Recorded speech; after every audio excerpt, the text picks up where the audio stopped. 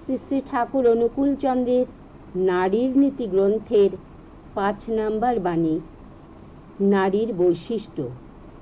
এই বাণীটি জগজ্জননী শ্রী শ্রী বড়মার জীবনের সঙ্গে ওতপ্রোতভাবে জড়িত। বাণীটি পাঠ করে শোনাচ্ছি। নারীর বৈশিষ্ট্য। মেয়েদের বৈশিষ্ট্যে আছে নিষ্ঠা, ধর্ম, শুশ্রূষা, সেবা, সাহায্য, সংরক্ষণ, প্রেরণা ও প্রজনন। তুমি তোমাদের ওই বৈশিষ্ট্যের কোনো কিছুকেই ত্যাগ করিও না।